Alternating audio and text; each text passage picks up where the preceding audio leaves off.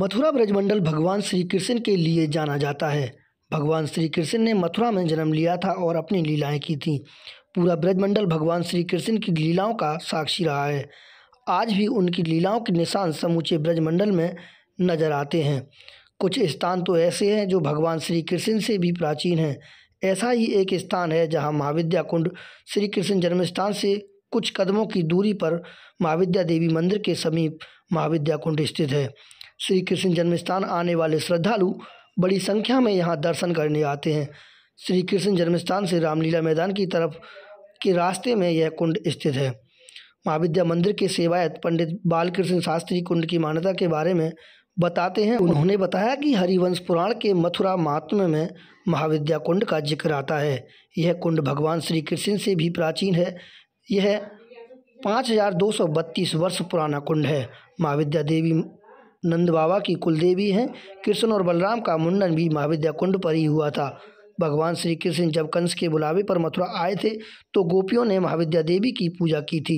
ये जो है मथुरा महात्म्य में भगवान कृष्ण का जब जन्म हुआ था, एक मथुरा महात्म्य में लिखा हुआ है हरिवंश पुराण में, तो उसमें इसका बहुत उल्लेख है। यह बहुत प्राचीन है, कम से कम 5232 वर्ष पुराना भगवान कृष्ण का जन्म हुआ था। उससे पहला है ये, जिन्होंने गोपियों ने महाविद्या की पूजा की थी। जिस समय भगवान कृष्ण यहाँ पर आए थे तो महाविद्या देवी की पूजा की नहीं।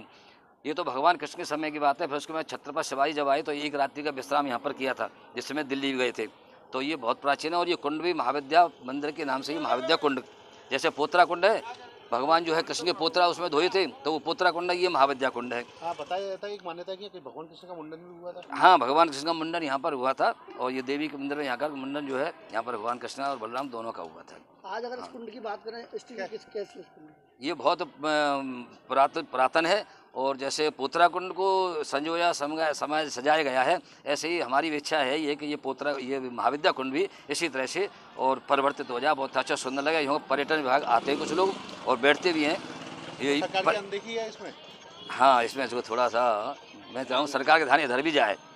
महाविद्या कुंड की यादें मराठा वीर छत्रपति शिवाजी के साथ भी जुड़ी हुई हैं। बताया जाता है कि जब छत्रपति शिवाजी औरंगजेब से मिलने दिल्ली गए थे तो रास्ते में उन्होंने महाविद्या कुंड पर विश्राम किया था। यहाँ रात्रि विश्राम करने के उपरांत छत्रपति शिवाजी अपनी टुकड़ी के साथ दिल्ली गए थे। यूं तो महाविद्या कुंड भगवान श्री कृष्ण से भी पुराना है, लेकिन इतने पौराणिक महत्व का कुंड उपेक्षा का शिकार है। पर्यटन विभाग ने इसका जीर्णोद्धार भले ही कर दिया हो, लेकिन पौराणिक महत्व के इस कुंड में पानी तक नहीं है। यह कुंड सूखा पड़ा है। श्री कृष्ण जन्मस्थान आने वाले श्रद्धालु जब यहाँ से होकर गुजरते हैं तो उनकी भावनाएं आहत होती हैं। जिस कुंड में कभी भगवान श्री कृष्ण ने स्नान किया था, आज उस कुंड में पानी न होने से श्रद्धालु स्नान तो दूर आचमन तक नहीं कर पाते। ये काफ़ी प्राचीन है, भगवान कृष्ण से भी पहले का है और यहाँ भगवान कृष्ण का मुंडन हुआ है और उनकी ये कुल देवी भी है। और कुल देवी होने के नाते जो मेन परिक्रमा मार्ग है, 3 मन की जो परिक्रमा लगती है, ब्रज 84 कोस की लगती है, तो ये भी उनमें से एक है। लेकिन शासन प्रशासन की थोड़ी सी अनदेखी की वजह से ये कुंड अब बहादुरी की स्थिति पर है और इसका जीर्णोद्धार जैसे होना था वैसे नहीं हुआ है।